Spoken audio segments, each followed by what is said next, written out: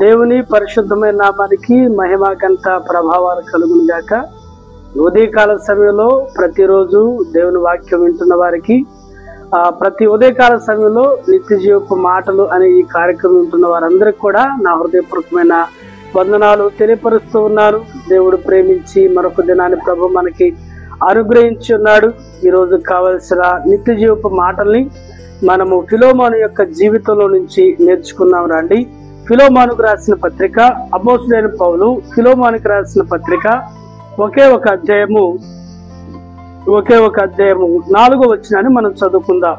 ఫిలోమోను, నీ ప్రేమను గురించి ప్రభు అయిన యేసు ఎడలను సమస్త పరిశుద్ధ ఎడలను నీకు కలిగి ఉన్న విశ్వాసము గురించి నేను విని అదేవిధంగా 7వ వచనాన్ని కూడా మనం చూస్తే, సహోదరుడా, పరిశుద్ధుల హృదయము నీ మూలంగా విశ్రాంతి పొందిన నీ ప్రేమను బట్టి నాకు విశేషమైన ఆనందము ఆదరణ కలిగెను. నీ ప్రేమను బట్టి, నీ ప్రేమను గురించి మేము విన్నాము. పరిశుద్ధులు నీ ప్రేమని రుచి చూస్తూ వచ్చారు. సంఘము నీ ప్రేమని రుచి చూస్తూ వచ్చింది. సేవకులు నీ ప్రేమని వాళ్ళు అనుభవిస్తూ వచ్చారు. దాన్ని బట్టి మేము ఎంతగానో ఆనందిస్తూ ఆదరణ పొందుతున్నామని చెప్తూ వచ్చారు అపోస్తలుడైన పౌలు ఫిలోమోను గురించి. ఫిలోమోను ఎంత ప్రేమ కలిగిన వాడో ఈ యొక్క పత్రికలో మనం చదవగలిగితే మనకు అర్థం అవుతుంది. ఆ ప్రేమని సేవకుడైన పౌలు చూశాడు. సేవకులతో పాటు ఉన్న పరిశుద్ధులు చూస్తూ వచ్చారు. ఆయన సంఘం చూసింది. ఫిలోమోను అనే మాటకి అర్థం ఏంటిదయ్యా అంటే ప్రేమ కలిగిన వాడని అర్థం. తన పేరుకు తగిన జీవితాన్ని కలిగి ఉన్నవాడు ఈ ఫిలోమోను. పౌలు అనగా దీనుడు, ఒనేసిము అనగా సమాధానము, యేసు అనగా రక్షకుడు. ఇలా మనం పేర్లన్నీ చెప్పుకుంటూ పోతే వారి పేర్లకు ప్రతి పేరుకు అర్థం ఉంటుంది. యేసేపు అనగా ఫలించే కొమ్మని. కాబట్టి ఫిలోమోను తన పేరుకు తగిన జీవితాన్ని కలిగి ఉన్నాడు. ఫిలోమోను తన పేరుకు తగిన భక్తిని కలిగి ఉన్నాడు. ఫిలోమోను తన పేరుకు తగిన అంకిత భావాన్ని కలిగి ఉన్నాడు. తన పేరులో ఉన్న ప్రేమ అనే 2 అక్షరాలు తన జీవితం అంతా కూడా ధరించిన వాడై ఉన్నాడనే విషయాన్ని మనం గుర్తించాలి. ప్రేమ కలిగిన క్రైస్తవుడని చెప్పవచ్చు. ప్రేమని అనుసరిస్తున్న క్రైస్తవుడని, ప్రేమను చూపించే క్రైస్తవుడని, ప్రేమించేవాడని, శత్రువును కూడా అనేది మనం గుర్తించగలం. ఫిలోమోను ఎంతగా దేవుని సేవకులను ప్రేమించేవాడు అనేది మనం చూస్తే, అపోస్తలుడైన పౌలు తన ఇంట్లో దొంగతనం చేసిన ఒక వ్యక్తి మరలా తన దగ్గరికే వెళుతున్నప్పుడు కేవలం పౌలుని ప్రేమించే ఒనేసిముని చేర్చుకున్నాడు. కాబట్టి పౌలుని ప్రేమించే వ్యక్తిగా ఉన్నాడు. ఫిలోమోను దేవుణ్ణి ప్రేమించే వ్యక్తిగాను, సేవకుల్ని ప్రేమించే వ్యక్తిగా ఉన్నాడు. సేవకుల్ని ప్రేమించాడు కాబట్టే పౌలు పంపించిన దాసుని చేర్చుకున్నాడు. తన సంఘాన్ని ప్రేమించేవాడిగా ఉన్నాడు. ఎంతగా అంటే తన సంఘాన్ని ప్రేమించి తన ఇంటిని సంఘానికి ఇచ్చేశాడు.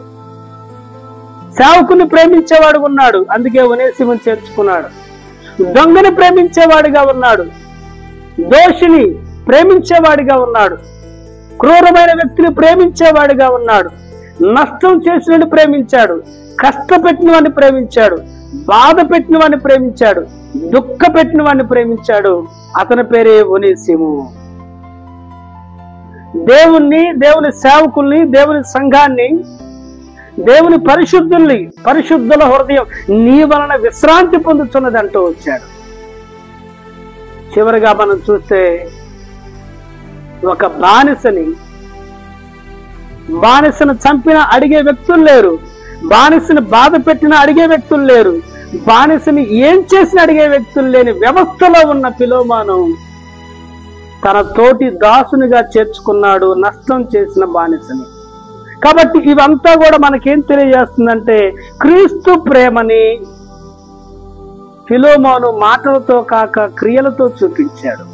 క్రీస్తు యొక్క దయాగుణాన్ని, క్రీస్తు యొక్క క్షమాగుణాన్ని, క్రీస్తు యొక్క ప్రేమ గుణాన్ని ఫిలోమోను తన జీవితంలో అడుగడుగున చూపిస్తూ వచ్చాడు. దేవుని విషయమైతే, దేవుని సేవకుల విషయమైతే, దేవుని సంఘం విషయమైతే, తన ఇంటిని నష్టం చేసిన వాని విషయమైతే, పరిశుద్ధుల విషయమైతే ప్రేమ కలిగి నడుస్తూ వచ్చాడు, ప్రేమ కలిగి బ్రతుకుతూ వచ్చాడు. కాబట్టి మాటల క్రైస్తవులుగా బ్రతక్క, ప్రసంగాల క్రైస్తవులుగా బ్రతక్క, లేకపోతే పలుకుబడిని ఆధారం చేసుకొని మాటలు చెప్పేవారిగా బ్రతక్క, మనము క్రియల్లో దేవుని ప్రేమను చూపించవలసిన బాధ్యత మన మీద ఉన్నది. యేసు ఎవరు ఈ లోకం ఎన్నడూ చూడలేదు, కానీ యేసు ప్రేమను మనం చూపించగలిగితే యేసు వారికి దొరుకుతాడు. అందుకే పౌలు అంటాడు కదా, కొరింథీయులకు రాసిన మొదటి పత్రిక, అపోస్తలుడైన పౌలు కొరింథీయులకు రాసిన మొదటి పత్రిక 13వ అధ్యాయం 1-5 వచనాలు చదివితే, జ్ఞానం కన్నా, విశ్వాసం కన్నా, నా ఆస్తిని ఇతరులకి ఇచ్చేదానికన్నా, నా శరీరాన్ని అగ్నిలో కాల్చడానికి నేను అనుమతించిన, నాకున్న సర్వాన్ని నేను ఇచ్చేసినా గాని వీటన్నిటికంటే కూడా ప్రేమ శ్రేష్టమైందని చెప్తూ వచ్చాడు. ప్రేమ శ్రేష్టమైందని చెప్తూ వచ్చాడు. ప్రేమ ఎంతో గొప్పదని చెప్తూ వచ్చాడు. అదే 13వ అధ్యాయంలో పౌలు అంటాడు కదా, ప్రేమ ఏం చేస్తుందో చెప్తూ వచ్చాడు. ప్రేమ ఏం చేస్తుంది? దీర్ఘకాలం సహిస్తుంది. ప్రేమ దయ కలిగి ఉంటుంది. ప్రేమ మత్సరపడదు. ప్రేమ డంభంగా ప్రవర్తించదు. ప్రేమ స్వప్రయోజనాన్ని కోరుకోదు.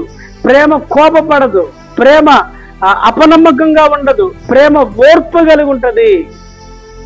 ప్రేమ ఇతరుల నుంచి ఏది ఆశించదనే విషయాన్ని మనం గుర్తిద్దాం.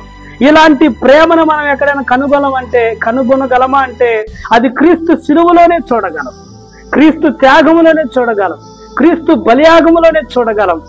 మనము ఇంకనూ పాపులమై ఉండగా యుక్తకాలమున భక్తిహీనుల కొరకు క్రీస్తు మరణించెను.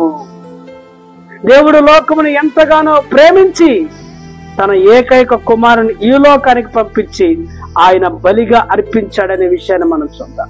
మనము భక్తిహీనులమై ఉండగా, మనము దూషకులమై ఉండగా, మనము హింసకులమై ఉండగా, మనము హానికరులమై ఉండగా, మనము చీకటిలో ఉండగా, మనం చెడు నడతలకి అలవాటు పడి ఉండగా, చెడు సమాజానికి అలవాటు పడి ఉండగా, యుక్త కాలమున భక్తిహీనుల కొరకు పరిశుద్ధుడైన దేవుడు, నిష్కలంకుడైన దేవుడు, పాపమును ఎన్నడూ ఎరగని దేవుడు, ఆయన మన కొరకు సొగసైనను స్వరూపమైన లేనివాడై మాంసపు ముద్దగా శిలువలో ఆయన ప్రేమను చూపిస్తూ వచ్చాడు.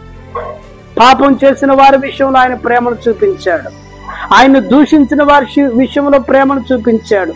ఆయన సిలువ వేసిన వారి విషయంలో ప్రేమను చూపించాడు. బందిపోటు దొంగల విషయంలో ప్రేమ చూపిస్తూ వచ్చాడు. చివరికి తన శిష్యుని కొరకు తన ప్రాణాలు అర్పించేశాడు. కాబట్టి దీంట్లో మనకు అర్థమైతే యేసుక్రీస్తు యొక్క ప్రేమ తత్వం అనేది.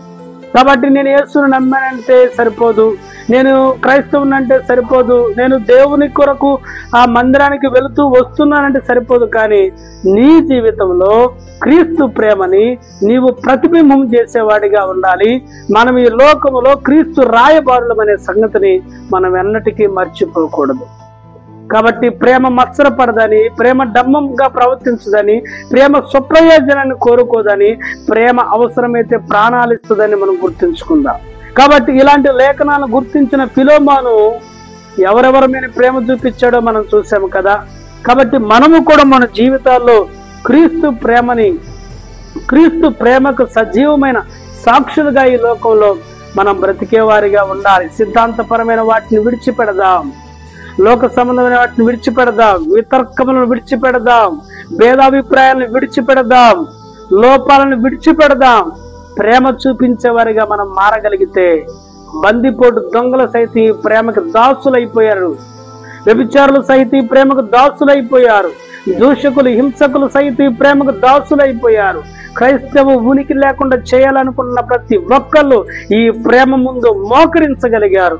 ప్రియ సహోదరి సహోదరులారా, మన జీవితాలలో ఫిలోమోను జీవిస్తూ సంఘాన్ని, సేవకుల్ని, పరిశుద్ధుల్ని మన విషయంలో నష్టం చేసిన వారి సహితం, మన విషయంలో కష్టపెట్టిన వారు సహితం మనము ప్రేమించగలిగిన వారమైతే ప్రేమ జయించలేనిది ఈ లోకంలో ఏది కూడా లేదు అనే విషయాన్ని మనం గుర్తుపెట్టుకుందాం. ప్రేమకి ఓడిపోంది, ప్రేమకి లొంగిపోంది ఏదీ లేదు. నేడున్న ప్రేమలు వేరు. యాసిడ్ పోసే ప్రేమ కాదు, కత్తి తీసుకొని పొడిచే ప్రేమలు కాదు, గొడ్డలతో నరికే ప్రేమలు కాదు. ఈ ప్రేమ ఏది ఆశించక ఏది కోరక తనను తానే బలిగా అర్పించుకున్న ప్రేమ. ఇలాంటి క్రీస్తు ప్రేమని లోకంలో మనం చూపించే వారమైతే క్రీస్తు కొరకు మన దేశాన్ని మనం సంపాదించగలం. అట్టి కృపని దేవుడు మనందరికీ కూడా అనుగ్రహించునుగాక. ఆమేన్. ఆమేన్.